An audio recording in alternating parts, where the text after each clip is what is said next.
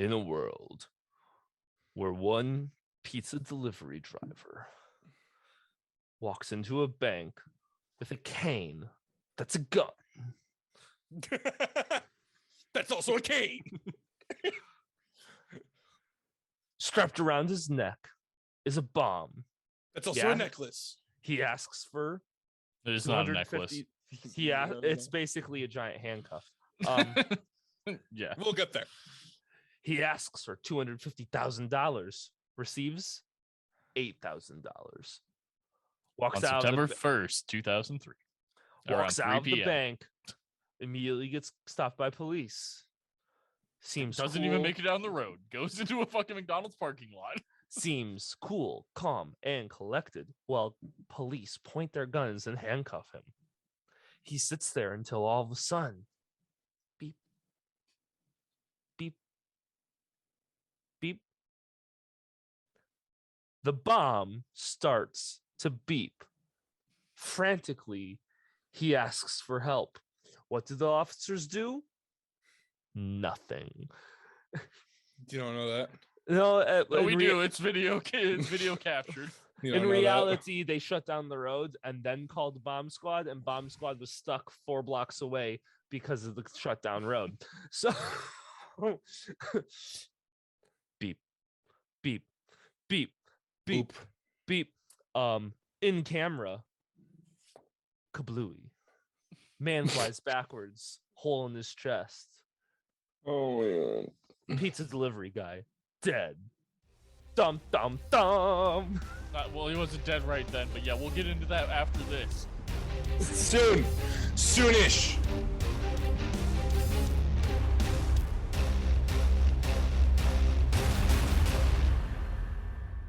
Welcome everyone to year 2 of fucking Drunken Jurors.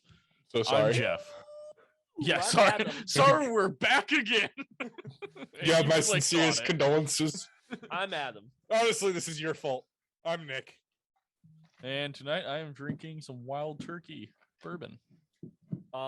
Tonight, Not Wild Turkey piss. That would be awful. It'd be a horrible thing to just be drinking. I am drinking.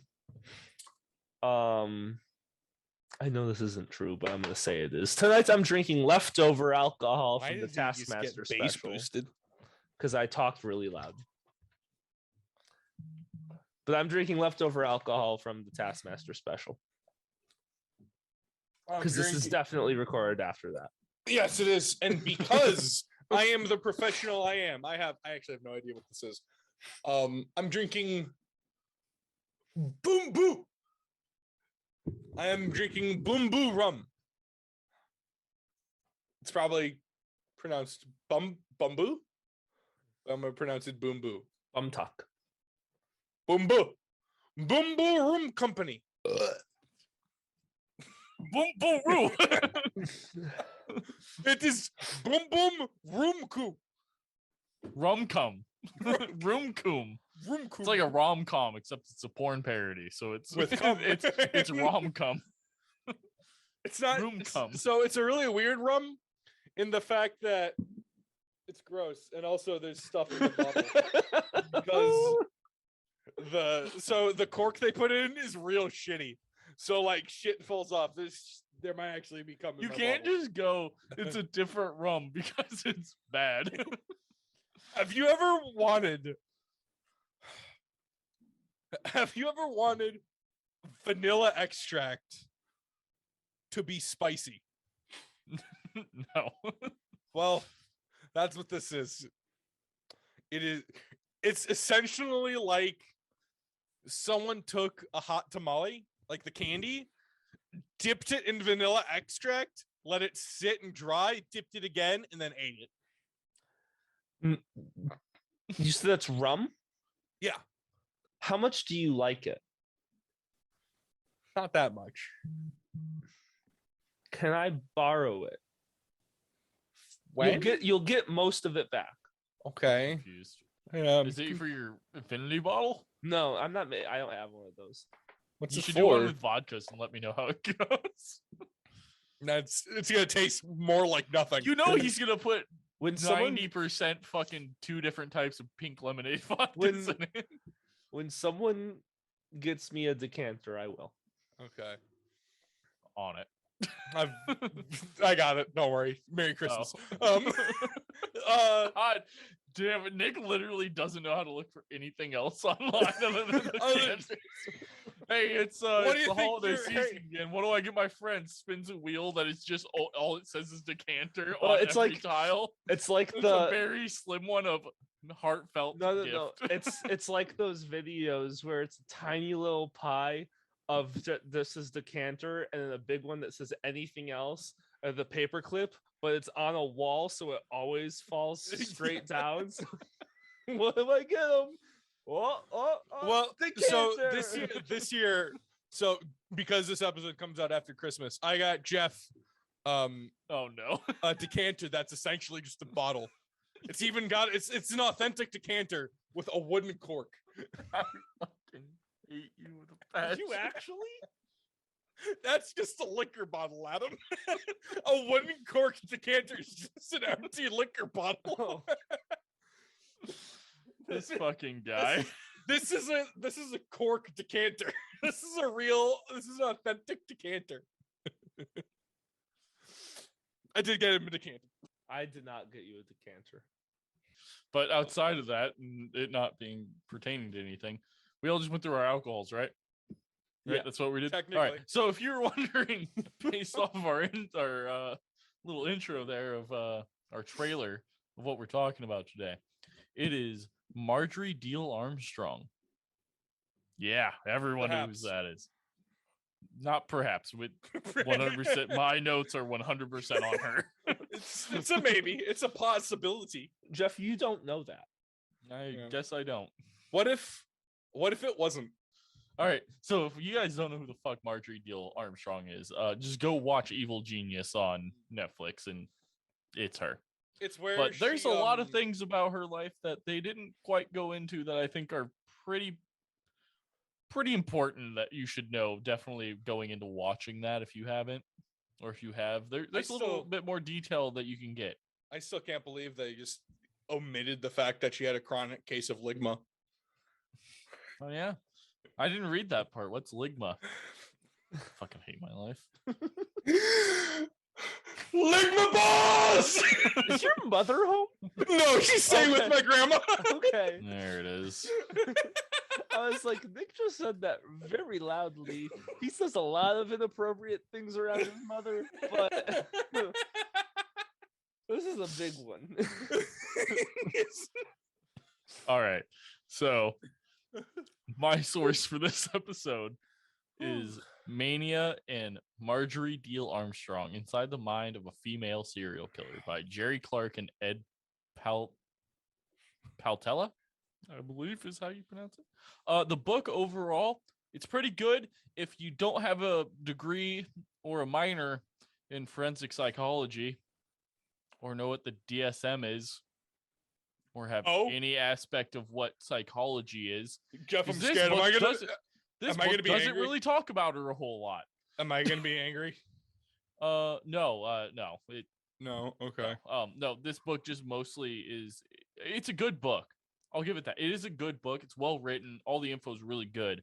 But as someone who has a degree in forensic psychology, I know most of this because they talk a lot about the DSM and the history of psychology for some reason to try to tie it into Marjorie for some reason. Don't know why. Yeah, it's just like they talk about Hippocrates for like a whole chapter in all of his studies. So my source is Evil Genius on Netflix, but only the first 3.5 episodes. There's 4 episodes. There's but only yeah. 4 episodes. I have not yet seen the last 30 minutes of the final episode. My experience is also the Evil Genius docuseries on Netflix, a la 2019.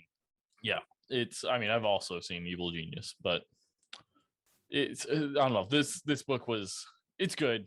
It's just, I was expecting more on her than them to just re-explain bipolar disorder 24,000 times to me and make it like So you can like understand bipolar disorder, and then you can have it explained to you so much that you like forget what bipolar is and then relearn it. It's wild. It's a lot of explaining what bipolar is and then how it's used in her like trials, and yeah, just a lot.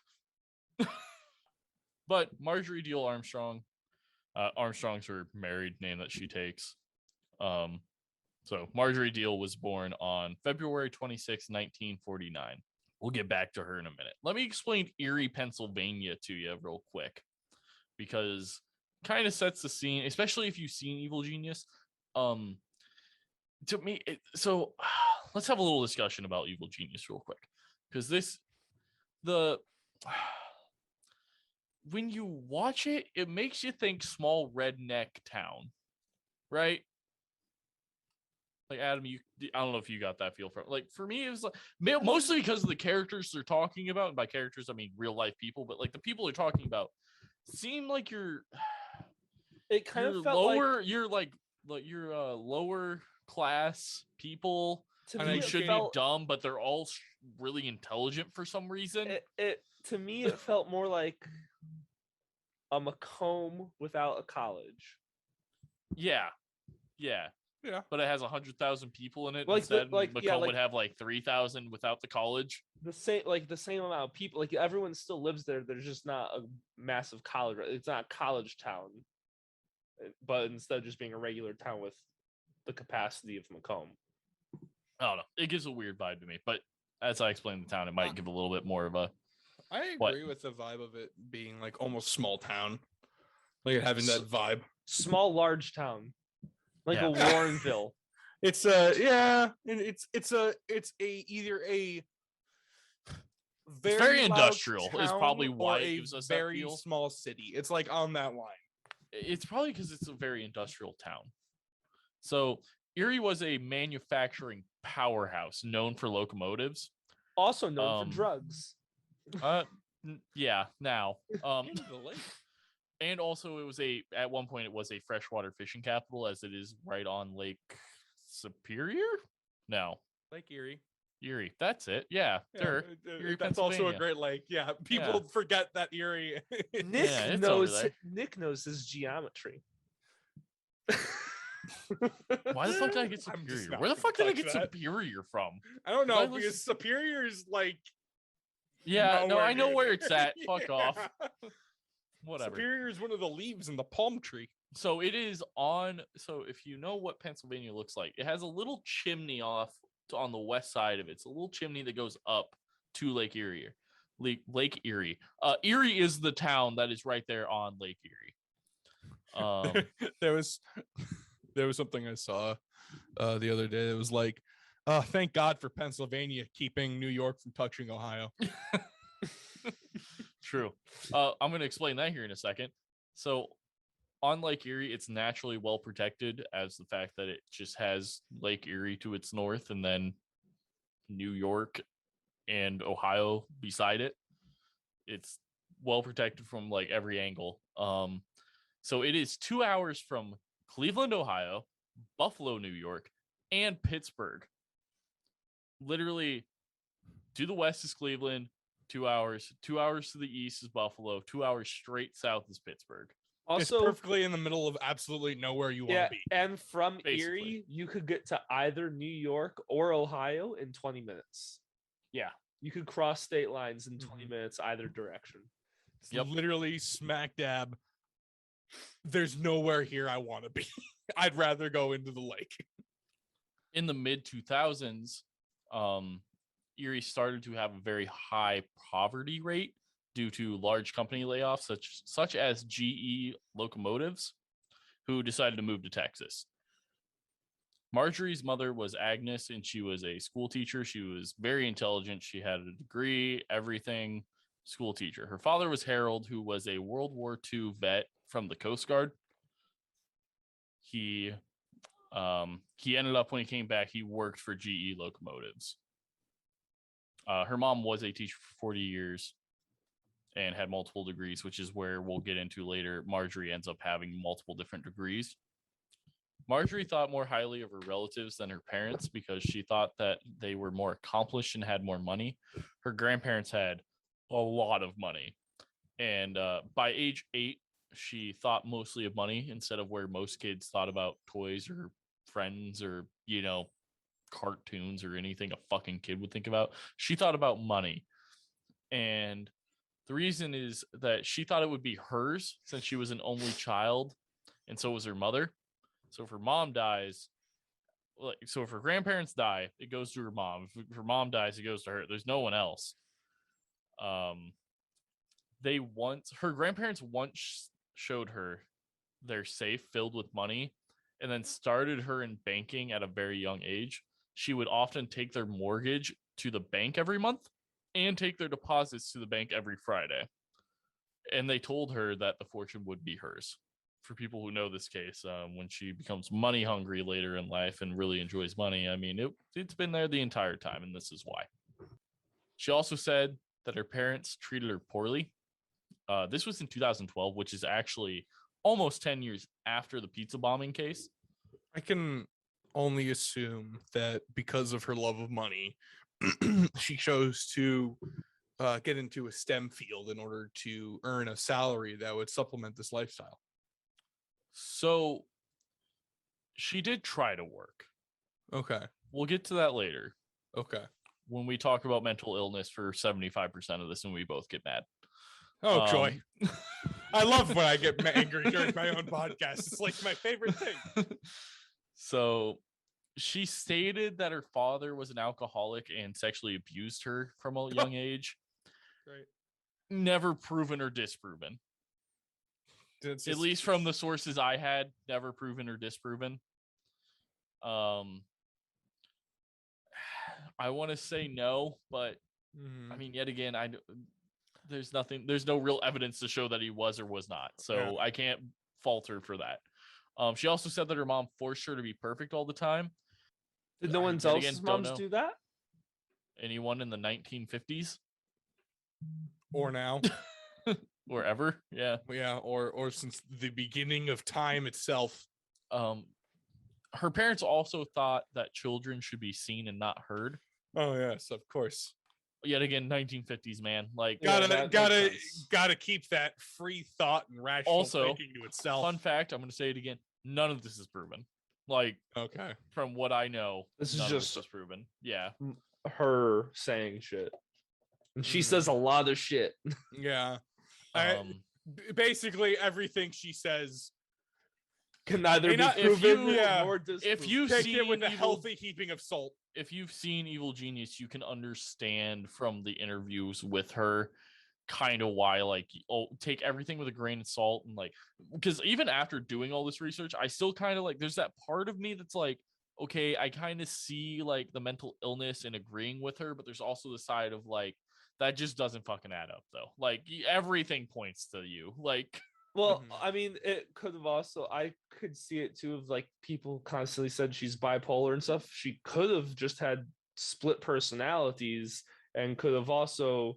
That's a much rarer diagnosis. We'll talk about that. Okay. I will keep my mouth shut. So, thank God. I could leave. I could leave. We'll make fun of you. She said when she was 12 and entering puberty, she developed anorexia, quote unquote, self-diagnosed. But there was a doctor who later looked at pictures of her from like 11, 12 to like her being a teenager that says she did lose a lot of weight and then kind of go back to being normal. So it's kind of a possibility, but yet again, still nothing, self-diagnosed mostly. So she had developed anorexia along with other mental illnesses. This does start the long line of mental illnesses that I'm pretty sure are proven at this point, like, and obvious. She says she blamed her mom, or she says that her mom blamed her for her stretch marks and that she could get she could get pregnant if she kissed a boy. Yet again, not proven. Well, kind of wild things to throw out there. I would like to point out she is most likely the cause of the stretch marks. I also have that in my outline of she probably is the fucking reason for her mom's stretch marks. Like, maybe. I mean, most maybe. Likely. But most likely. She also had paranoid features, which, I mean, paranoid, like, the best way to describe it is bipolar. I think the one thing she was probably, you can safely determine, is that she was incredibly neurotic. Yeah. She accepted her bipolar diagnosis later in life. And when, at one point when she was 23, she talked to a caseworker who stated she had a deep-seated hatred for men, which she disagreed with. But we'll get into that again a little bit later, of her deep-seated hatred for men, which is true. So yeah, her childhood really set her up for a wild, long history of bad shit happening. Well, she was very self-aware too, because she like went to therapy. 100%. Well, that's was the like thing about actively seeking help, and that's the thing about bipolar is so Nick, we're doing the We're doing it live. Yeah, we're doing the psychology breakdown now because Thanks, Adam. You're welcome. So that's the thing about bipolar disorder is so it's separated between a depressive state and a manic state. So your manic state is your super fucking high, like your euphoria of happiness. And then your depressive state is obviously your fucking rock bottom. And that's basically the fucking thing that bipolar people just smack around in between. And so some people would think that, oh no, that's just life. That's, there's ups, there's downs. The thing is, but that like think every the time peaks like, and the valleys happiest, are much higher, and Yeah. also these episodes can last for days at a time, where it's just hypermania. They can come for no reason. Yeah. Sometimes, like, you might say like, oh, there's highs and lows in life. Yeah, but when you're experiencing a high in your life and you still want to kill everyone, is so. Marjorie actually described at one point when she was talking to a psychiatrist or a psychologist that her highs, it would be minute to minute. Like her highs were high. She wouldn't sleep for days. Like she would it's energetic. I can get stuff done. I'm doing things. I'm happy as hell. And everything's going right. And then her depressive states are she sleeps for days. It's almost like a meth addict. Like the best way to describe like that part of it is like it's like a meth addict. They're up for days on their high and they crash for days when it wears off. Like it's like that, but it can also just switch at any time for her.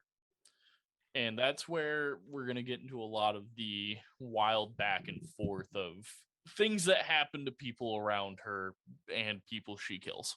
Yeah, she like was actively going to therapy, trying to get help, and was getting early on answers in life, yeah, from a lot of different doctors, and people telling her that she's fine, and then other people telling her like, no, you have all these issues, and could never get like a set answer. So that's where this book that I listen to comes in. So she goes to college and she realizes during college she kind of has some like mental issues that she needs to see someone about. And she does that. And when she graduates college, she continues to do that because she Marjorie's extremely intelligent. She is on the higher end of like the IQ. She's between the 110 to 120 range on like most IQs, but like there's some different IQ tests that she scored like 120 to 130 ish. So she's on the higher end. She does, I guess it's never proven, but she has like an ideological, right? That's what that is, an ideological memory, because photographic isn't a real thing. Ideological is like, so photographic memories aren't a real thing because no one can just remember an exact thing right off the top of their head. I think it's called like ideological because they can remember a thing about it and then remember everything around it. I think. I don't have a memory, so I don't know what you're talking about. Ideographic, maybe? Yes, ideographic. That's it. Yes, because photographic isn't a thing. Ideographic is because, correct me if I'm wrong, but it's like you can remember a specific thing, but you can remember everything about it. Like, yeah, like that's not to say I have it or anything, but like that's kind of what happens with me. Like someone will say something about, I don't know, fucking some person in history, and then all of a sudden, yes, I know the next 16 things about them and what they did in the year fucking 1330. But you don't know what happens in what I learned in Hamilton, which is still No. wild. Because I've I never know, seen Hamilton. but I've learned so many things. I know the fact that you learned about fucking Charles de Gaulle is wild. The fall of the Chinese Empire, It's crazy. all in Hamilton. The All right. Well, not 100% on that one, but so she ends up, she goes out and she realizes after she graduates college, she gets like some basically like receptionist secretary type jobs. She has a degree in social work, and I can't remember what the other one is. She ends up with like 5 degrees, a master's, and she's like she's a handful of credits away from getting a PhD by the time like everything happens.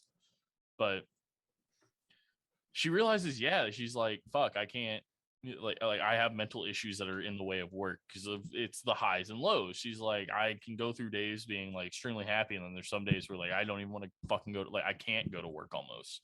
She like seeks help from a lot of people. And another thing that now Nick and I will get into is the real shitty idea of what psychology was back in the 60s, 70s, and 80s, part of the 90s, early 2000s.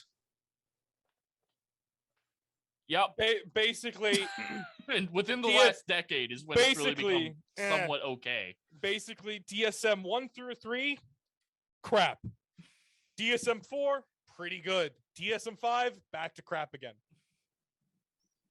It's so at this time there's psychologists are like they're in the general ballpark of what her issues are, and they describe her as, so she was found to be she had manic depressive disorder, which is what I believe the DSM-3 considered bipolar at that time, because bipolar didn't come out until DSM-4 is when they switched the name of it. Basically they're the same thing. Also, Manic depressive so for disorder. Context, DSM-3 had homosexuality down As in all the as a mental DSMs illness. until DSM-4 had Again, homosexuality as a mental illness. like DSM-4 is probably, a lot of psychologists and psychiatrists still use the DSM-4.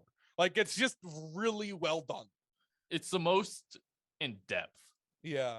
And has And then the most. and the thing the thing about DSM-5 is that it starts reaching and like starts getting really like hypothetical and shit. And it's like they didn't do all the studies correctly. Yeah.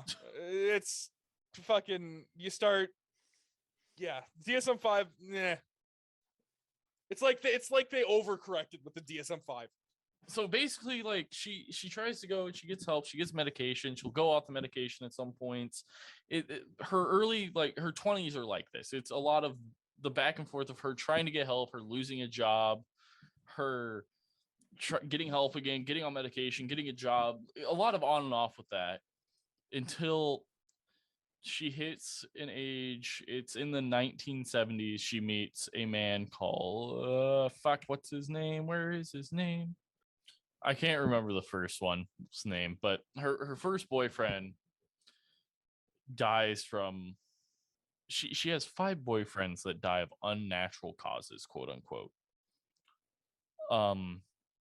He slips, falls, and cracks his head on the corner of a coffee table. That's how he dies. Yeah. I remember that. Nothing really comes of that. Kind of just proven as like a whole little issue, I guess. Then she meets Robert Thomas. So she met Robert Thomas in the 1970s. They dated for a bit, and they stopped. It was like a back and forth kind of thing, that they dated, they didn't date, back and forth. In 1983, though, she shoots him in the chest 6 times with I can't remember the exact gun. I think it was a .38 revolver, though. So that she bought a week earlier, nonetheless. So she fucking fanned the hammer on his head. Yeah. Well, here, because I didn't see the end of the documentary. She actually got Oh yes. that it was. Yeah, no. We'll talk about her getting off of that. Okay. Yeah, she gets acquitted. So she fans the hammer on this guy. So Robert Thomas is sleeping on the couch, gets the hammer fanned on him, basically, to put it in the best way we can. By that I mean literally the worst way to put it. Actually, she literally emptied the gun into his chest. Yeah, all 6 shots. Yeah. He was known to be abusive to her. She has a mental illness. He had a mental illness because he was a Vietnam vet. He had PTSD. So, but she described it as like when she was in a good mood, like their highs were really high, and like yet again bipolar. Like when they were like both not having episodes, tier 1 couple. But when their mental illnesses were taking the best of them, he beat her, and she was in like a rut. So, yeah, she was 35 at the time, and he was 43 when she shot him in the chest 6 times. She claims self-defense because basically in the trial, she tries to go for the battered wife syndrome and just the mental illness of she was scared for her life type of a thing.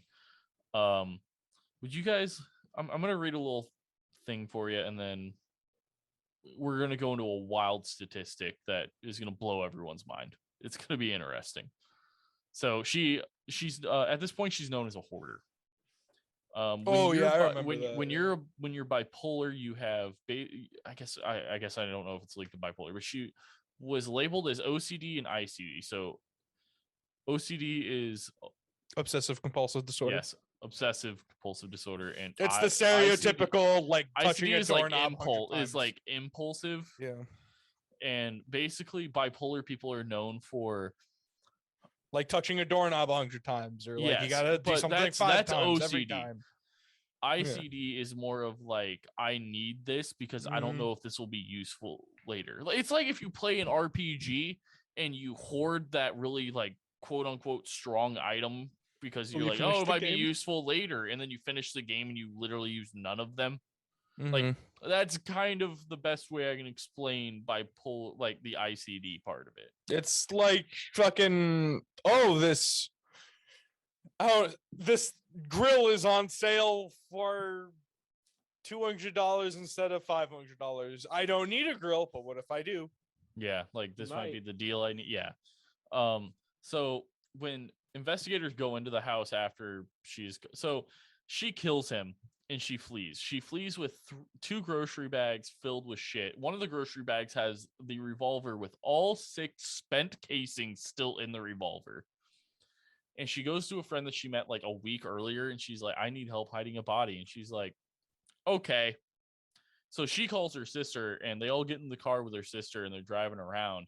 And she brings it up to her sister, like, hey, she needs help hiding a body. And she stops the car. She's like, get the fuck out. No.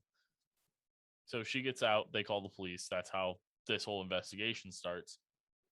Her plan was to flee, obviously. So the police show up. They with a search warrant and everything, obviously, because there's now, hey, if there's a dead body in here. They go in. She has multiple books on her mental illnesses and psychosis, which goes back to the whole aspect of she did show signs of wanting it to be fixed, and she wanted help. Like Adam said, like she was very aware and really wanted, like she was always seeking help. So her and Thomas had a lot of food from food pantries because at this point she had stopped working. She stopped working like it was 1970s or 1980s. She stopped working completely. Like, because she just could, like her bipolar took over. So she was like, and there's a whole thing of her going through a bunch of trials. Yeah, she didn't have to get, she got like $174,000. It was like a bunch of like class action lawsuits, right? Yeah. So because she tried to originally say that she had a mental disorder back in the mid 1970s, and they just continuously denied her of her being able to get Social Security until like 1980s, where she finally got Social Security, and she got like back pay for it because they finally recognized that she had a mental illness, and then she stopped work. Like she didn't have to work anymore. So her and Thomas had a lot of food that was from food pantries and the government, because this is around that time of, Nick, you might know the actual president, I can't remember, but they did like a huge thing for like trying to do food pantries and government sanctioned like food things for Oh, that was LBJ. homeless. Yeah, that was LBJ. Yeah. That was the war on poverty that, Yeah. congratulations, poverty won. Mm-hmm. It's, government help. Woo! So We're not getting into that. They would get all this food that I'm not going to explain all of it to you, but they get so much food because she would lie and saying she was picking up for friends and going to different food pantries, also just she was like lying, saying she was picking up for friends and she was going to a bunch of different food pantries. She's getting a shit ton of food. Would you guys like to hear some of the most wild statistics you're about to hear for a 2-person household of hoarders for food in 1984 when it went through? Had enough food to last 3.5 years. Guess a money amount. Of 4. Guess a money amount. At least In 1960s money, or It's 1984 is when this 1980. happens. So 1980s money. 300 grand. 300 grand. Jesus fuck. Oh, I was gonna go higher. Oh Jesus. I guess food was cheap for the 80s, but Dude, also 2 people though. Dude, can you imagine how much food you'd have for 300 grand now? That's If it was true. the bare necessities of food. Yeah. Like, Yeah, I guess it's not like you're getting Ghirardelli chocolate. yeah, like you're getting You're like tins of stuff. Like Yeah. what? You're not getting sun-kissed tuna. You're getting Adam, Fish. give me a number so I can read you the real stuff. So you're about Okay. to be mind blown. 10,000. Very close. Very fucking close. So in 1984, they found when the police went in and they went through the food section of the hoarding of the house. They found her surplus to be worth $9,890. You were off by 110. Hold on. Dollar. Which is, I have the equivalent of what it was. You do? Yeah. So which was $22,944 in 2016. Well, I was off by quite a substantial margin. Yes. So this is a partial list of the food they found. 727 pounds of cheese. I remember them mentioning it in the. Yes. Wait, hold on. Does this have to do with the national cheese hold stockpile? on. So yes, Does it it have does. to do with the national Yes, cheese stockpile? it does. I know about this. I know about the cheese stockpile. The U.S. has does? the largest. The U.S. literally has a national strategic cheese stockpile. Cheese that we are eating now is from like the 90s because we have so much cheese. So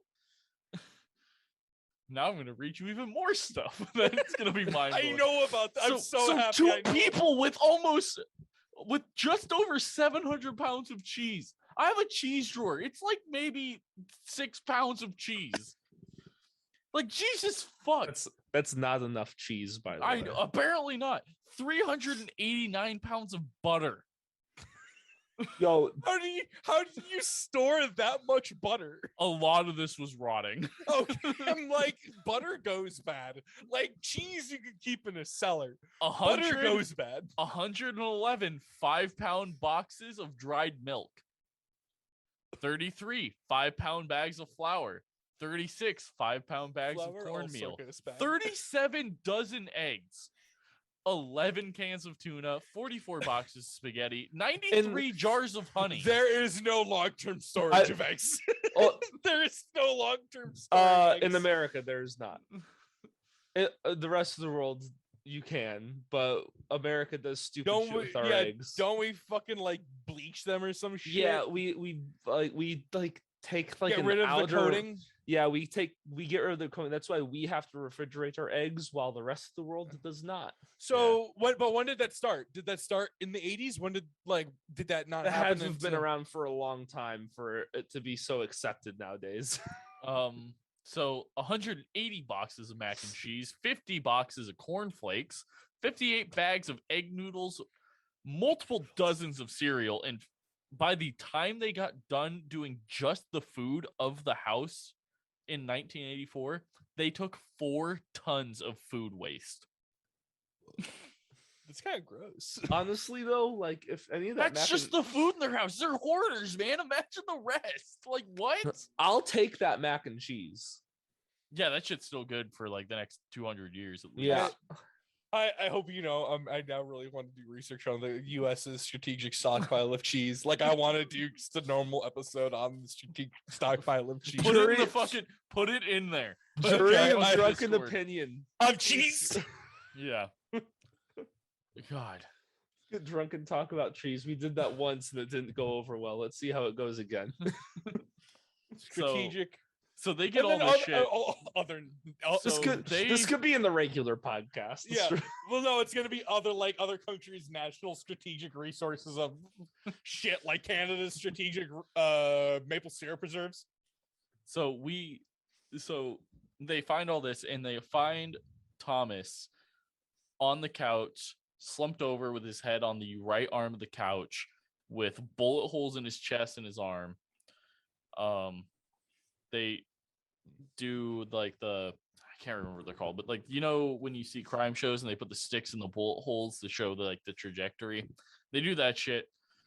They show that he was standing up, but later they show that he was, because when they show up they find a blanket over his lap and that he was in a resting position when he was shot and killed.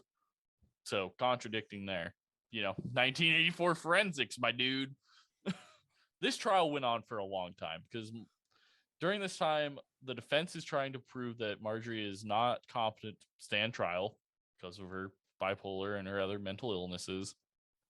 They end up after I think 2 years find her competent to stand trial, and she goes and she stands trial.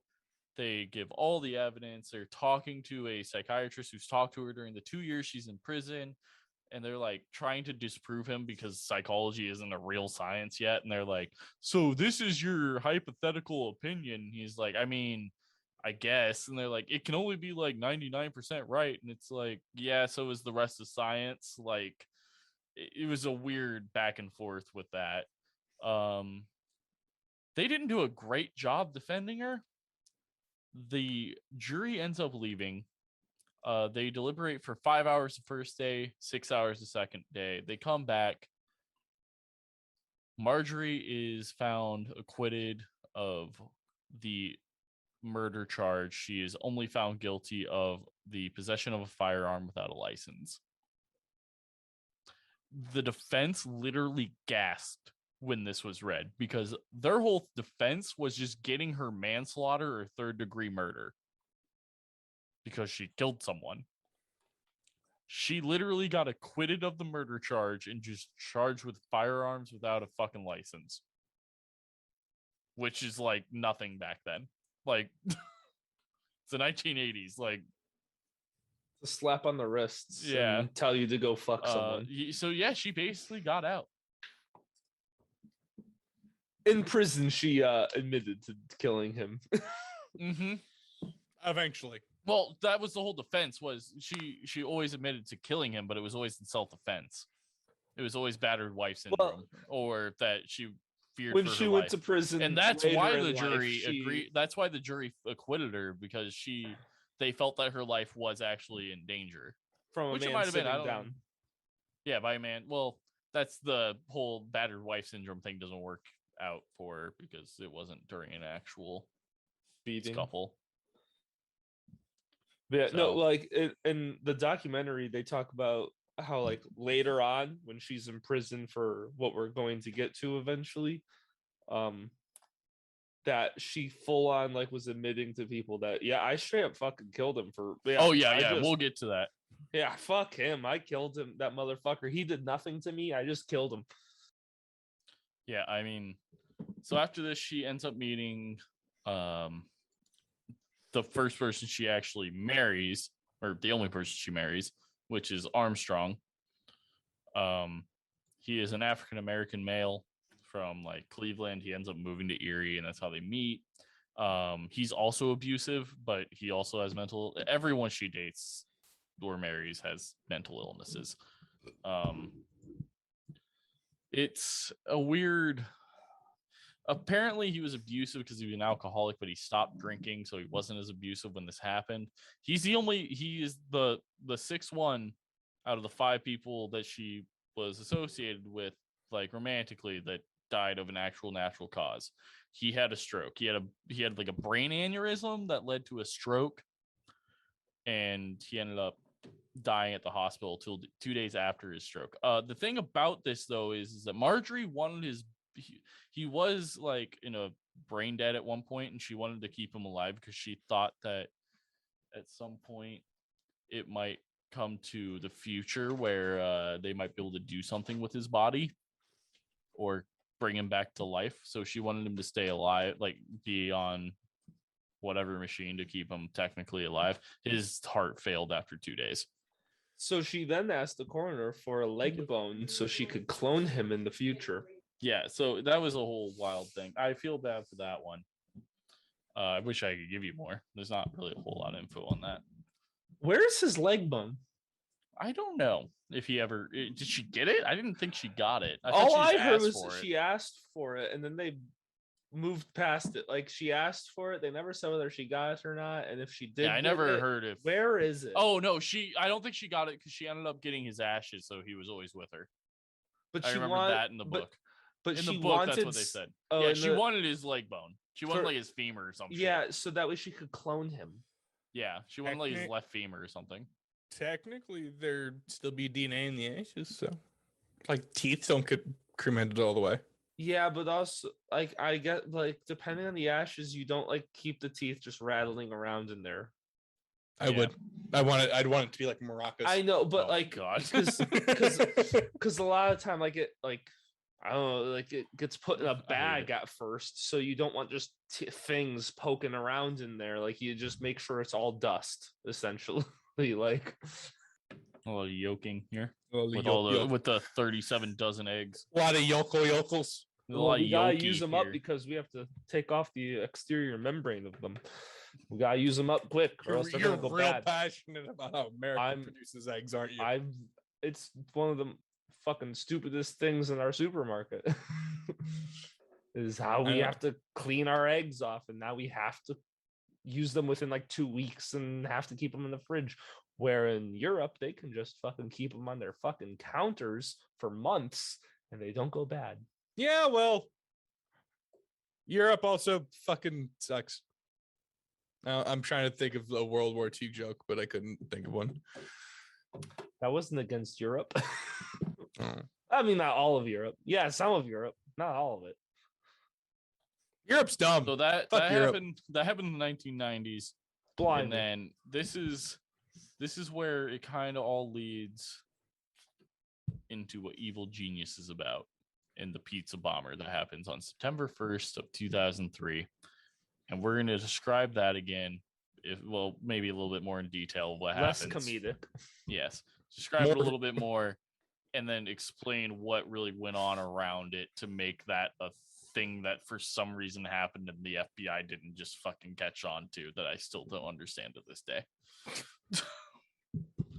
Yeah, so I mean, based on which we'll get into, but based on the documentary, it's very much the state.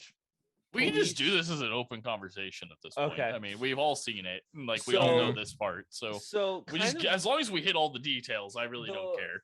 So a lot of information, like the FBI was finding things out 3, 4, 5 years later, and everyone was like, how'd you not know? And then they go back and review the footage, and in the documentary they were talking about how like they didn't get, like they got the information, but also that information came with pre-done research and stuff like that from state police and certain things. Like it was like, so even the FBI was like, as much as we don't want it to happen and all the blah blah blah, there was a battle between the FBI and the state police over who got control of this crime. So let's just, at this point, let's just go back to right after Brian Wells dies. So Brian Wells dies. Let's lay out what happens here. So it's in Erie, Pennsylvania. He robs a bank and he dies from a bomb wrapped around his He neck. also had like severe mental disabilities, right? It Like very- learning disabilities. Not like severe. Well, He lived on his own. Like yeah. he wasn't. I wouldn't say he was severe. But- He had a full time. Like I guess not full time. He had a job. He lived on his They- own. Like I wouldn't say he was on severe. the- He wasn't like he did have mental illness. was but- slow. According guess. to the documentary, he seems to have something going on. but he wasn't like a bad person or But had like yeah. severe mental. Even the person that he was renting from, oh my he, gosh, like- she like loved him. she loved him, but she was Yeah. very much like when Like when I she was- remember she was trying to find, like, in the interview it looked like she was trying to find the correct words to not be an asshole, and she went with, he's very influenceable. So So when I with remember those- watching it. I remember watching it and just feeling like a gut feeling of awful. Like here's this. Well, person also who was you could taken tell. advantage of. He like a kind soul who got taken advantage of. So you could tell by the way, like if you watch the beginning of Evil Genius, or just at the fact of him with the bomb collar on before it goes off, he's not like worried. He's just like, he's just asking for help. He's just like, someone help. Does anyone have the key? Like, can I get help? Like, why is no one coming towards me? And then like it starts beeping. He's like, oh shit, I think this is real. And he's asking for like legit, genuine help, and no one Which- comes to get him. Which you we'll get can't- into a little bit we'll later. get into of later because I why. think Nick and I have a very specific reason on why it sucks, but it's understandable why. but so but when you have those three things of, so this happens in Erie, Pennsylvania, it's a murder, it's a homicide, or suicide, I guess technically, but it's a crime in Erie, Pennsylvania that involves a bank robbery with an explosive. So you now get three jurisdictions. You get the Pennsylvania State Police. You get Pennsylvania State Police because it's their because it's their jurisdiction. Happens in Pennsylvania. Mhm. You get the FBI because it's a bank robbery Yep. and banks are federal. And then you get ATF because it involves an explosive. Yep. And they had a full blown like fucking political debate about who gets the case. It turned into the biggest shit fest known to man. which It ends up coming out. I think ATF put the biggest stink up, even though like, Yeah. dude, you're secondary here. This Yeah. doesn't have anything really. What- It's a crude device. This isn't like C4. If it was C4, fine. This is a crude device. it was pipe Step back. bombs. Yeah. It was Yeah. 2 pipe bombs. But And a shitty shrapnel device. which Mhm. didn't And then work. you have FBI, which involves a bank and it's a bank robbery. And then you have the state police, which immediately I personally believe the FBI, if it gets involved because it's in some sort of their Mhm. jurisdiction, automatically trumps everyone else. It's like the FBI. Like I get like certain things where they come in and they like, so with serial killers, the FBI comes in, they help because the FBI's behavioral analysis unit doesn't actually catch criminals. They are a resource for local law enforcement to go through to help catch But criminals. So I'd be willing.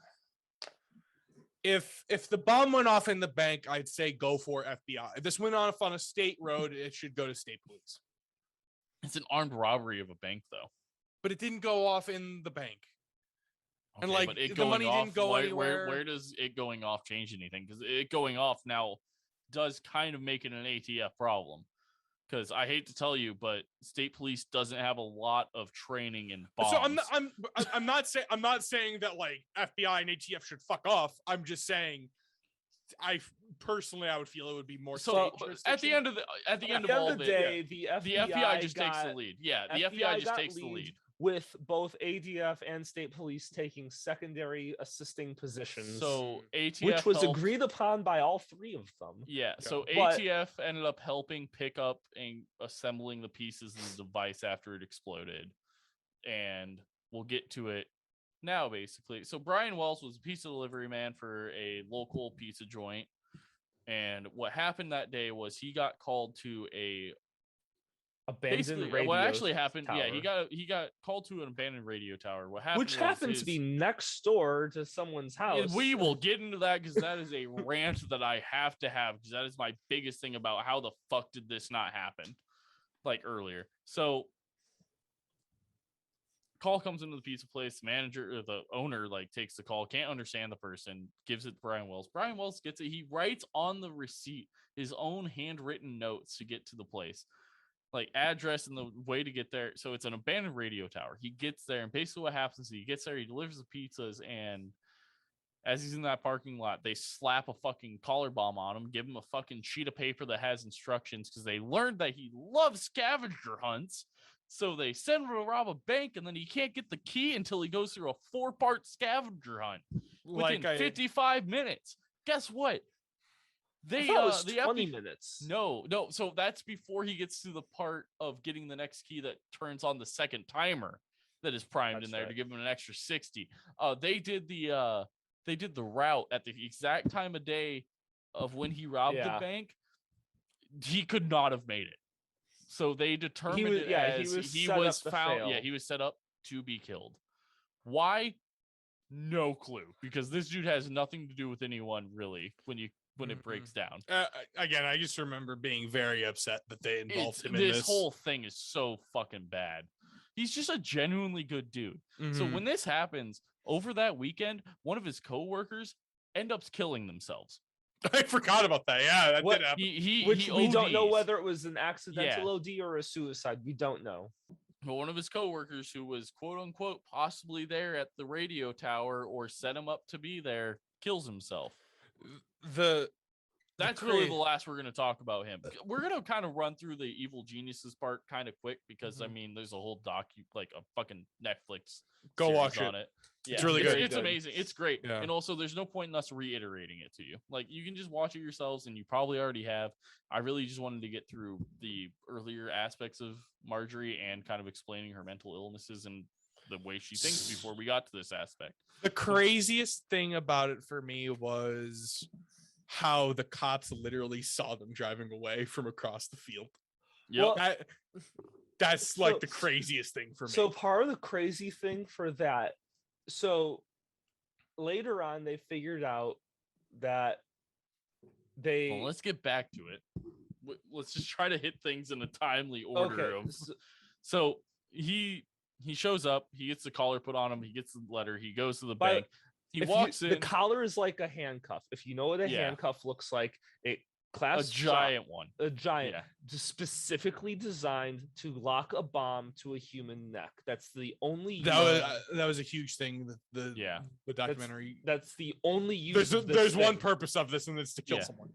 Yeah, because it has a whole thing on the bottom part of it that faces the chest that was scored in like a checkerboard fashion, but it wasn't scored deep enough. It was supposed to be scored deep enough that when the pipe bombs went off, it shot the shrapnel through the person's chest, kind of like a really like real life saw. It really just device. like it's like a claymore, but like it's essentially like a claymore. But it's like a saw device when you look at it. Like when they piece it back together and they show pictures of it in the documentary, it looks like a saw device. Like so people at home. Think of your stereotypical World War II movie with a hand grenade that looks like a pineapple. Yeah.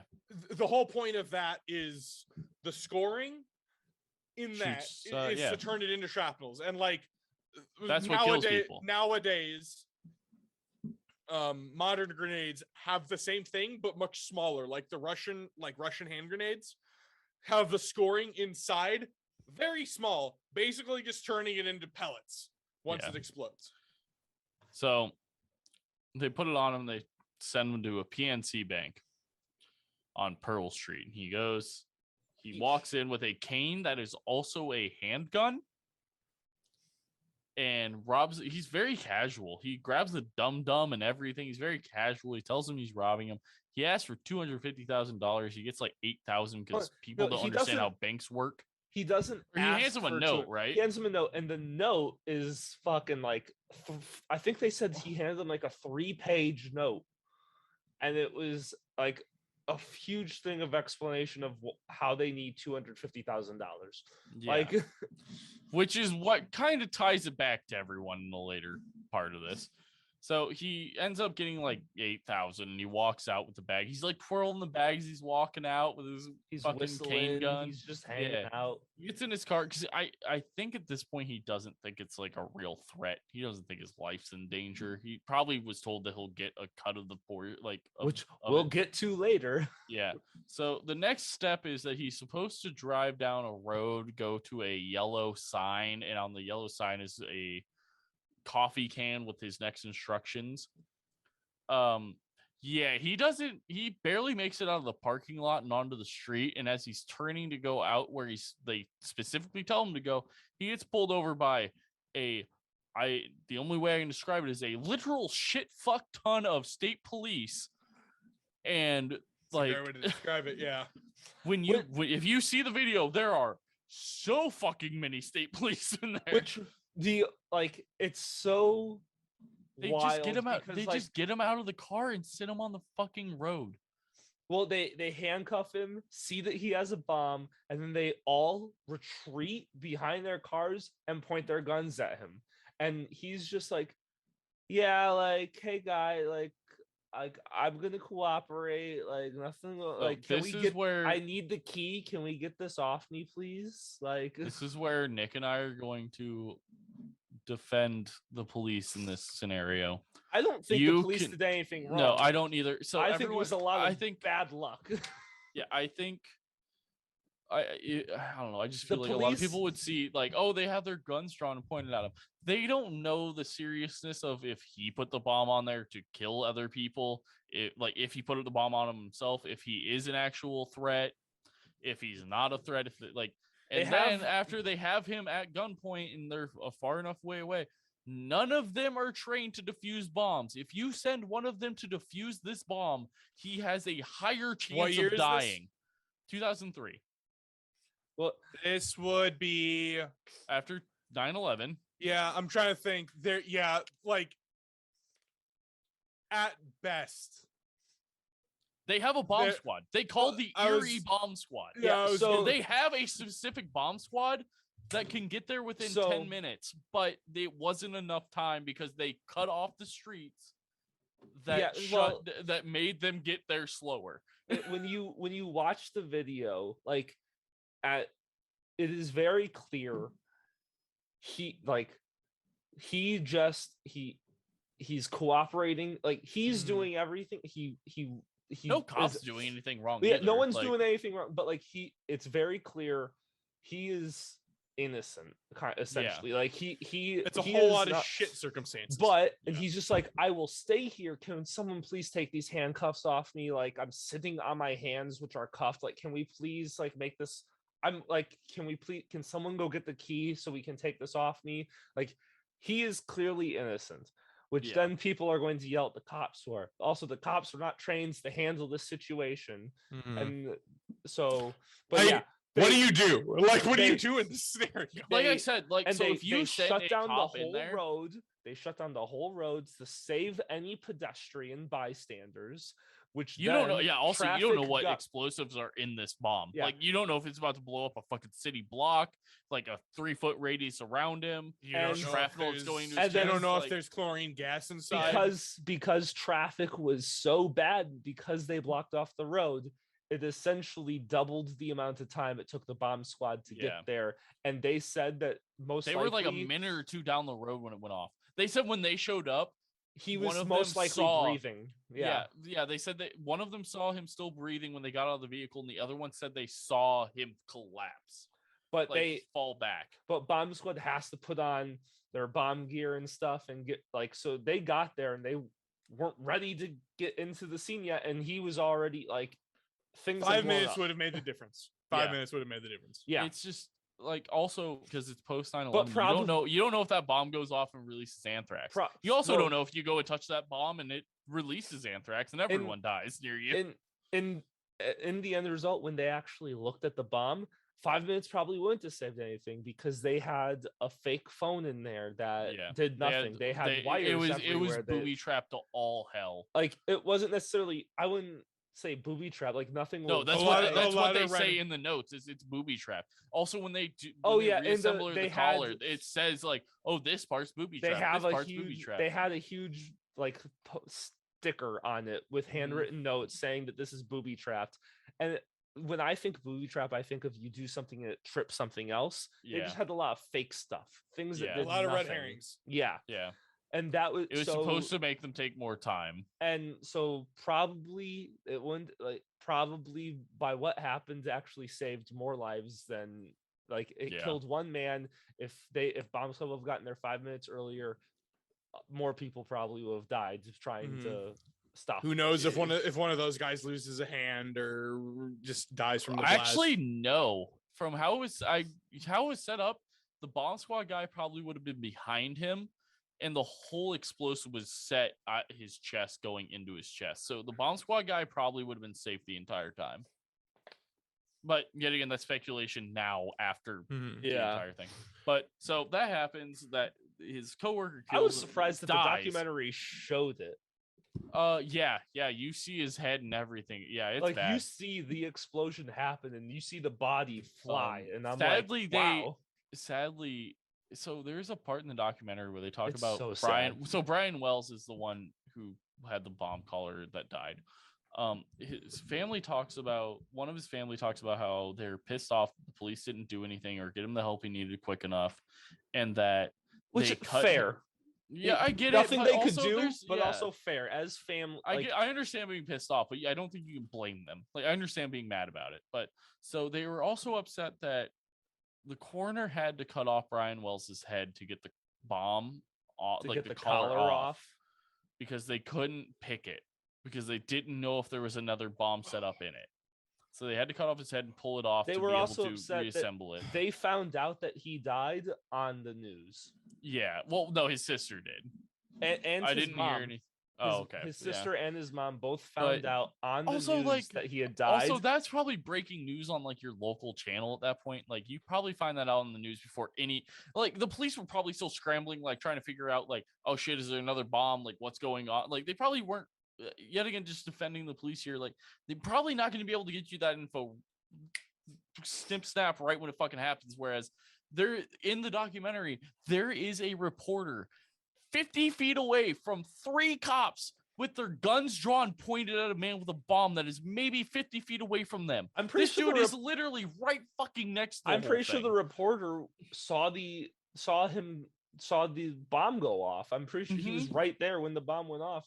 But Yeah. and then the No, he did sister- because he's talking about it. He's like, well, I was standing here and all of a sudden something went off and this man laid on his back. And it's like, no, you watched this man get shrapnel blown into his fucking chest. But they were upset that it kind of went into like they decapitated him, Brian, to salvage a device that to preserve evidence is why they to did preserve evidence, but it like he would have been able to have an open casket had they not beheaded him.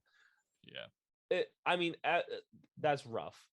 Yeah, it sucks, but like I also get both aspects. Yeah, like, I get both sides. Preserve the evidence, and then on their end, I mean, they want to have an open casket and they cannot because not even the bomb, the coroner caused them not be able to have an open casket. Like,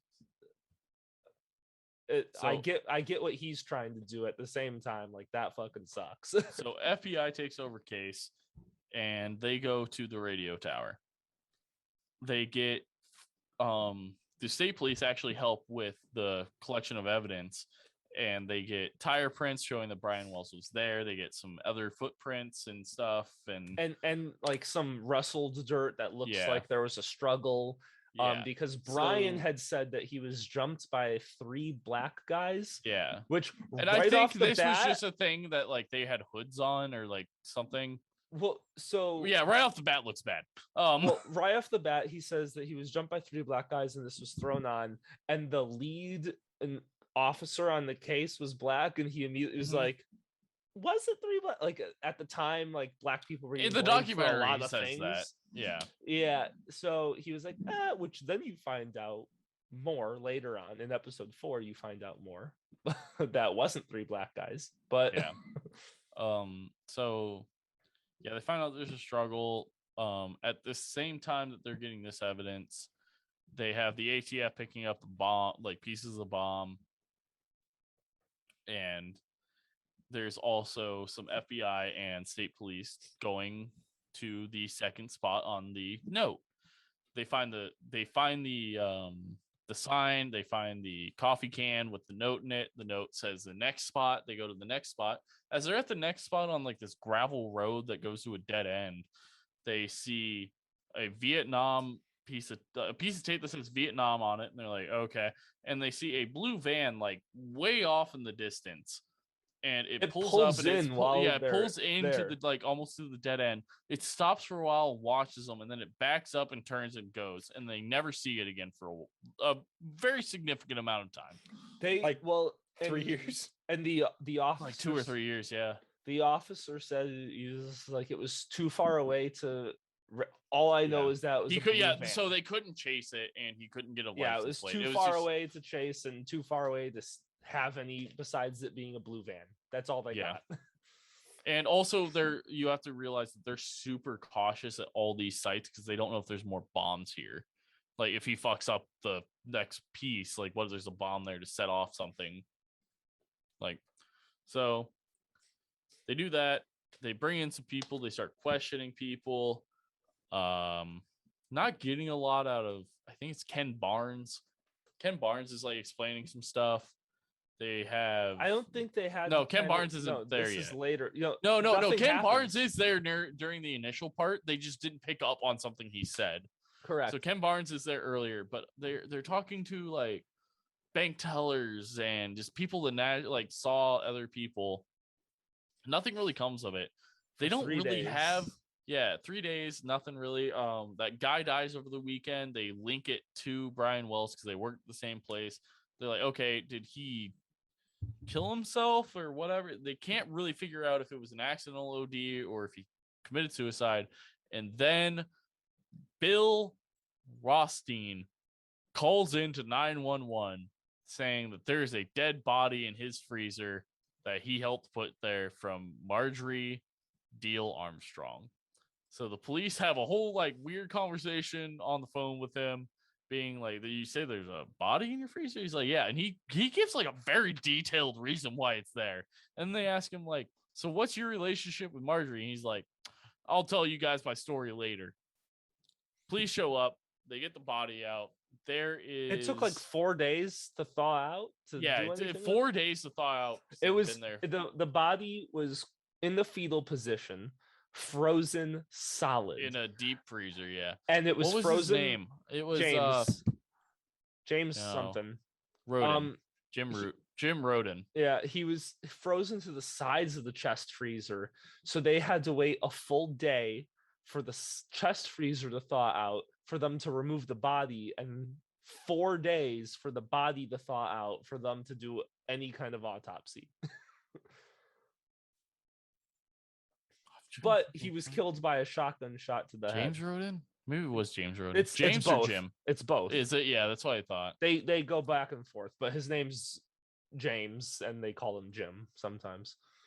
Basically, Marjorie shot him in the back with a shotgun, and then asked Bill to help her dispose of the body. And that is an effective way of killing people. And Bill, for some reason that we don't know to this day, said, "Sure, I'll help you." So And in the helps her. documentary, they get into they talked to a lot of people that Marjorie was in prison okay, with. so we need to go back to why she knows Bill, which is they because dated that was like on and off and were Yeah. engaged for a time, and they back in the 1970s, and they were on and off the entire time until this Yeah. happened, type of a thing. and, Both extremely intelligent people. and essentially what it boils down to, and they did interviews with people that Marjorie was in prison with and other people, they kind of have figured out that she is unintentionally or intentionally, but she's manipulative, and she kind of can play with your head and wrap you around her finger and can get you to do things that you don't want to do. She's really good and really smart at being able to get what she wants out of people. And it kind of seems like she did that to Bill, because from all accounts, from what I've seen of Bill, he's actually a pretty decent guy, except for I don't this know. He instance. plays himself that way. Yeah, Like, I don't know. He's all right. So he's kind of an asshole, but they show up, they get the body, they take the body. Takes 4 days to thaw out. the police telling actually them, know him. yeah, Like, personally. So his house is at the end of the road that leads only to the abandoned radio, where fucking Brian Wells was taken and had the collar put on him. Literally at the end of that road is this man's house. And this is where it fucking breaks my mind. So you go down this road and you do a whole investigation that you at no point decide to knock on the door of the fucker at the end of the road. I think Being so, like, hey, did you see anything weird at the, like, did you the see any cars go down documentary- here? Anything? Like, the nothing? documentary talks about, because they knew the guy and they knew that he would never do something like this. They knew him personally, and essentially the police vouched for him that If this you know is him not personally, something wouldn't Bill you would go do. and ask him, like, holy shit, did you see anything? He was, well, I don't know, because he was in the one guy's wedding that was an an investigator or something. Yeah, he was in one of the one of the state troopers, like, he in-law's wedding or something. He was the best man in it. Yeah, like, so they knew the guy personally and could vouch for his character, that he would not have something to do with this. I mean, fucking the cops knew Ed Gein. That's true. The Well, cops- yeah. the I mean, cops they know also Drew- knew Ed Kemper. So. The cops knew Drew Peterson. Yeah. No, yeah, I mean, yeah, well, yeah. Cops know a lot of the people who do bad things. Shockingly. Yeah. It's wild how that works. So yeah, he's also a hoarder. Wild to find out. He has a dude living with him at this point, or right before this all happened. I can't remember his name. It's like Farnsworth or something. I don't remember either, but you know, Kyle. I can't remember. Kyle exactly sounds off the top of my- right. Kyle Farnsworth. Kyle Farnsworth. Something, I don't know. We're gonna call him Kyle. Do not know if that's actually his name. He's wanted for raping of a disabled a teenager. disabled And minor. they do a lie detector on him. He comes back clear. Whatever. A real belle of the ball. of yeah. Bill. He'll come back later. So they're talking to Bill. Bill gives them a shit ton of information about how Marjorie did all this. It was her plan. Well, he doesn't know anything about the bomber case. So this is where the state police take over the frozen body case and they focus on that. And the FBI takes over the pizza bomber case. And they just apparently don't fucking communicate anymore. And this is why it took so long. Because they stopped communicating with each other. Did you Because they forget had two about separate 9/11? cases. Yeah, I mean, yeah, fuck it, right? I mean, we didn't learn after that. Never forget, though.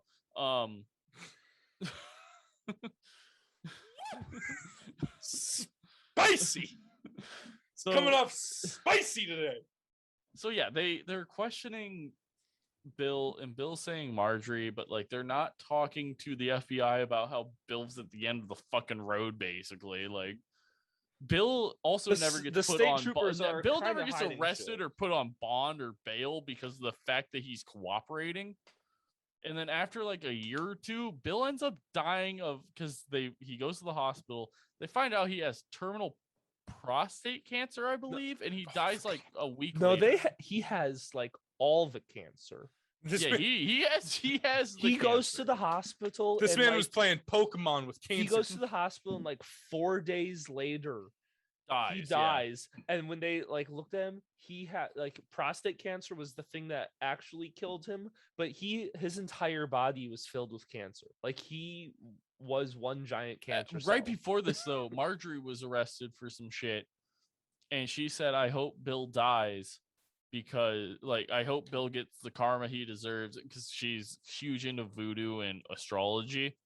She's Yeah, like, makes sense. "Karma better get his ass," and then he dies right after, and everyone's kind of like, "Bitch, what?" It's a hex. He's a Oh, witch. no.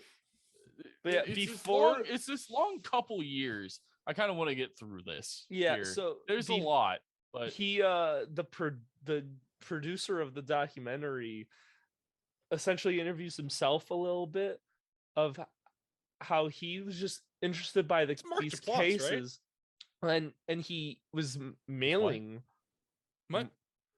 he was mailing Marge, and went and was starting to film stuff. It was like, oh, I'm just gonna go to Bill's house and see what happens. He's taking Bill's not home when he gets there, so he goes across the street and is just filming B-roll of the outside of Bill's house. Bill gets home, and the producer walks up to Bill's car, knocks on the window, and is like, hey, I'm doing a documentary about these cases and about Marge. I would love to have your perspective on everything that happened. And he said no, and then just blankly stared at the man until it became so uncomfortable that he just left. He left. He then went and showed the head of police the video, and there was a blue van parked outside Bill's house. The same blue van that the officer identified as like, that's the van I saw. Yeah. Wild. Bill was dead by the Wow, time how that works out. happened, though. Bill literally died 4 or 5 days later after the producer went to talk to him. Yeah, it was a bad time. So she ends up in prison, or she's being held for this case, I believe. But she continuously denies. She denies her entire life about being a part of this. But after Brian Wells dies, she says Brian Wells had something to do with this, and that's where they start to link everything together. They find out that Brian Wells, in fact, made the bomb. Mm-hmm. That her and Brian had come up with the $250,000 because it comes back into play that she wanted her dad dead because her mom had died and her mom had money left, but her dad went in and got the safety deposit box and took everything. And he was giving hundreds of thousands of dollars to charities and churches and shit. And she was not okay with that because she thought it was hers. That she ordered a hit on her own father by Ken Barnes, who denied ever actually wanting to do it, but he wanted to find out if she would pay him up front. So he was like, okay, if I'm gonna do it, I need 100,000 up front. And she's like, well, I'll rob this bank. And that's how she got tied into the 200. She's like, I'll pay you 250,000. He's like, okay, I need 100,000 of it up front. And she's like, I'll have someone rob a bank so you can get paid the 250,000 so I can get my 1.8 million or whatever. That's where all that got linked together. he says that Ken says that it started God, I'm sure people have had these conversations before of God, I just fuck my dad. You hate someone and you're you don't actually want them dead, but you say, I wish they would just die or whatever, those throwaway lines. And it was kind of oh, haha, whatever. And then he and he was like, yeah, sure, I'll kill him. He dropped an unless on him. Well, he was kind of just playing along with it, yeah, sure, I'll kill your dad, whatever, not an intentional, actual plan to do it. And then she started to get real serious about it. I was like, yeah, okay. And he was like, oh, so then he was like, how much money can I squeeze out of this? Because everyone knew Marge was loaded. So yeah, except for the fucking law enforcement for some reason. Didn't understand why she had so much money. She didn't trust banks, so none of her money was on record. She had so much money from lawsuits. She ends up going into prison, and the reason she gets caught is because of 3 girls that she's in prison with that she just confesses to. After they hear it and they all keep quiet because they're just they hear it and they're like, what in the fuck? And they took notes. Yeah, they took detailed notes and everything. And you're just like, what the fuck? And they gave it. And they all looked at each other and they're like, yeah, just don't fucking say anything. And they all act like she didn't say it. Yeah, and then they all turned around and snitched on her. And guess what the state police did with all of that information? They put it in a box labeled snitches. Yep. And it never went anywhere. They never gave it to the FBI. They just put it in the box labeled snitches notes. Because they had 2 different cases. yeah. So to kind of wrap it all up into a nutshell, if you haven't seen How do you wrap a Evil nutshell? Genius, shut the fuck up. God Okay. damn it. Well, where I stopped in the show, so I don't know anything past this, is they kind of have pieced together, and whether this is actually the real thing or not, this is where stopped watching the show, of Brian, James, Marge, and Bill all met up the day before, made the plan together, and Ken and made this plan to go rob the bank. And then they went, okay, cool. And they broke off the next day. Things start going a little haywire and stuff, but Brian goes to deliver the pizza, and they attack Brian and slap the bomb on him. And the bomb, by the way, was measured to. This is actually how the snitches got Marjorie to actually be linked to this. She told them that the bomb was specifically meant to fit Brian Wells's neck. Yeah, they had measured his neck prior, but yeah, and that they slapped the bomb on him, but then also were like, oh yeah, just follow these steps and you can take it off, and pretended like it wasn't actually going to blow up. That's where I'm at, is then Brian leaves to go to the bank thinking everything's fine. Yeah. That's why he was so calm, wanting to get trying to find the right words, being somewhat mentally Calm? ill. Oh, mentally, yeah. Being mentally ill, he was able to remain calm and was just like, hey guys, could you just help me get the thing off? I just need the keys. Like, he was just so simple and innocent. It was weird.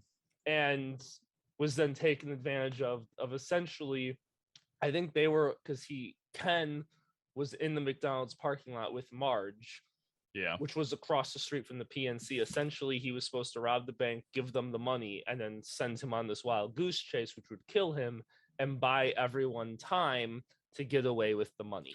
Because it was 20 minutes either way to get out of state. Yeah. And the plan that Bill originally told the police was that if I were to have robbed a bank, it would be you rob the bank, then you ditch the car, get a new car, and you're out in 20 minutes. And he did. Yeah. But I think, and I haven't seen the rest of the show. I think Marge manipulated Bill, and Bill was the brains of the operation. Like, Bill was the main kahuna, but was only the main kahuna because Marge manipulated him into being the brains of the operation, if that makes sense. Yeah.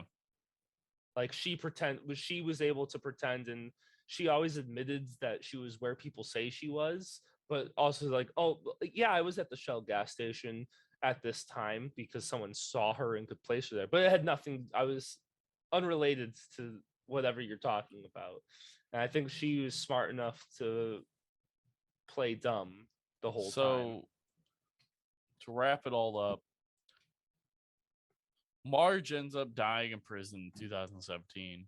She dies on April 4th, 2017. She dies of breast cancer at the age of 68.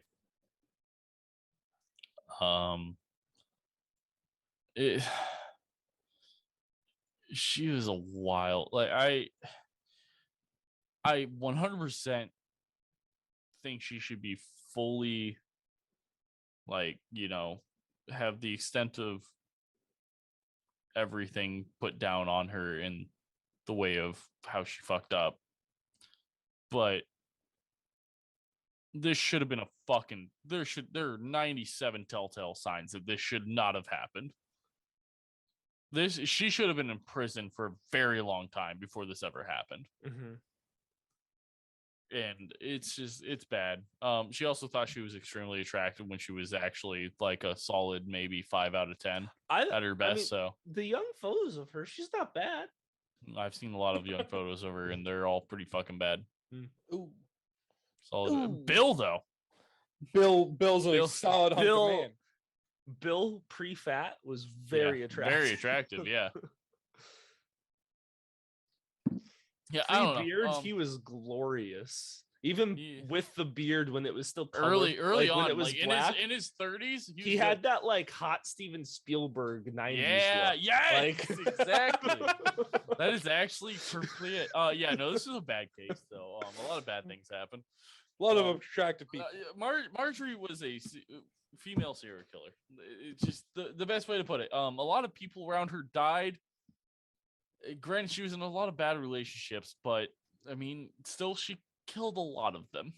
Being in a shitty situation is still not an excuse to be a shitty person.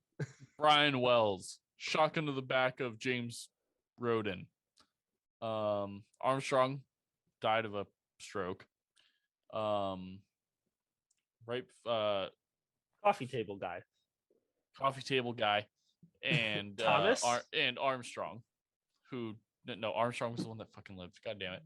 And then the one that she shot, Thomas, who got shot 6 times in the chest. Should have been in jail a very long time beforehand. But that is a rough wrap up of the case of Marjorie Diehl-Armstrong, but I think we did a pretty good job of hitting on her early life there. So congrats to us on doing one thing right in this one. So Ferda. I'm out of everything to drink. That's fine. I've drank it all. You guys got anything on the wrap up of this? I I think Adam actually did everything that he could have done for this episode. Nick actually I think jerked off the entire time. Yeah. My one question for Adam: are you gonna finish it? Are you gonna finish the? Yeah. I was interested. It's good. Nick hasn't watched it in like 8 years, so I don't know if I'll be able to it's been out for like 4, but I watched it before it came out. I watched. Yeah, it I mean, before the thanks, murder Nick, for happened. actually not showing up for this fucking episode. You absolute piece of shit. So, everyone, for 2022, this is how Nick will be now that he has a girlfriend. Oh my god! He will be partially here while here. It's absolutely fucking awful. It's amazing that Jeff and I are both in committed relationships and still do more. And, right? Is mine not committed? Yeah, but we still do Not as committed more. as ours. Yeah. Fucker. Also, I mean, fuck you. So All right. I really miss our long talks about psychological breakdowns of people and why it's fucking stupid. And you're just like, yeah, it's dumb. And you go back to dicking around on your If phone, you want to Oh my see, God. if you want to wrapping your see balls this on your is- camera screen, and if you want to see Nick being a real fucking piece of work, go to our Patreon and donate at $1, and you can watch this year's Taskmaster special. Nick's a real piece of shit during that episode, if you're and wondering, last year's. It's a good time. if you missed it, if you're wondering where to find the Taskmaster special, go down in the description. You'll find our link tree, and our link tree is all of our social medias. At the top is our Podbean. You click on that, and then you go to the Become a Patron. At the $1 level, you can get 2020 and 2021's Taskmaster specials that you can watch. Just for a $1 total of month to watch $1. both. Total of $1 a month. You can watch For both of them. $1. That's like 6 to 8 hours of content, isn't it? Like it's a wildly large amount. You also get contestant videos that have never seen the light of day to the audience. There you Only go. to these I guys. haven't even seen them. And I was haven't part seen of it. Yeah. That's a lie. Jeff's seen them. Oh, Jeff's seen 2 of the 3. Yeah, that's true. Fuck you, Nick. So also, if you go to the $3 tier, you can do our unedited episodes, our unedited video episodes of every episode release. You hate to see it, Drunken Jurors and Jury of Drunken Opinion. All unedited, basically Nick staring at his dick or phone, maybe throwing in a fucking little hot piece of information while Adam and I carry and break our backs, which is actually why I have scoliosis now. It's wild that I have to carry Nick's fat ass through this podcasting world. oh my god! Joke for everyone. that I haven't released on anything yet. So there you go. Jeff has severe scoliosis. It's great. We'll talk about it in an upcoming podcast. Yeah, there Maybe. We go. Probably not. We'll monetize your pain.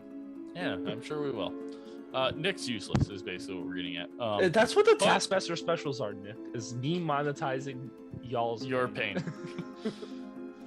So please go review, rate, comment, whatever. Do anything to help us grow. We also would love to communicate with you, even if it's you telling us that we fucking suck at everything in life. Don't worry. We'll remind you that you also are fucking awful at everything. Please So, personally send me your hate mail. Well, not me, but like the podcaster. And Nick's address Nick is is actually No. the head of the hate mail department on the podcast, so it works out. But outside of that, I mean, rate us, watch the Taskmaster special, join our Patreon. We're We gonna do are a lot of fun stuff this accepting- next year. That's another really Continue popular listening podcast. also. That's the thing people apparently don't fucking do with this podcast. juicy boys make juicy noise. What was the word I hated the other day? Yolky. Yolky. Yolky. Yolky. Yolky. I've Yolk. used that in many terms after. Nick, do the thing so we can fucking end this and I can go pee finally for the first time since we started recording at 8:30 or 5:30. It's 8:30 now, sorry. Professionals have standards, And But Nick's we're- fucking useless to this podcast. Thank But you for we're- listening. but we